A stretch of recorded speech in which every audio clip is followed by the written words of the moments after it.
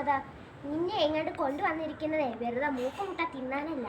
എൻ്റെ ഭർത്താവ് അധ്വാനിച്ചുണ്ടാക്കുന്ന പൈസ ഓരോ മാസം കൂടുന്നോറും നീ എണ്ണി വാങ്ങിക്കുന്നുണ്ടല്ലോ. അതും പോരാനിട്ട് ഓരോ ആവശ്യം കൊണ്ട് വരിക. എൻ്റെ വൃക്ക എന്നെ കക്ര എന്നും പറഞ്ഞുകൊണ്ട് നിനക്ക് വേണ്ടതല്ല ഇവിടെ തരുന്നില്ല. അതിനനുസരിച്ച് ഇവിടെ നിൽക്കാതെ നിന്നാൽ മതി. ഞാൻ നിന്നെ ഇവിടുന്ന് ചോദിക്കുന്നു പറഞ്ഞത്. എനിക്ക് ഒരു പ്രശ്നവുമില്ല. ഞാൻ നല്ല രീതിക്ക് പണി ചെയ്തോല. ഇങ്ങ് വാടി.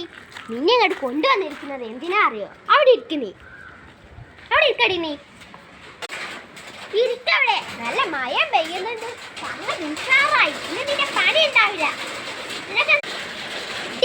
നിനക്ക് എന്താ തിന്നാൻ വേണോ?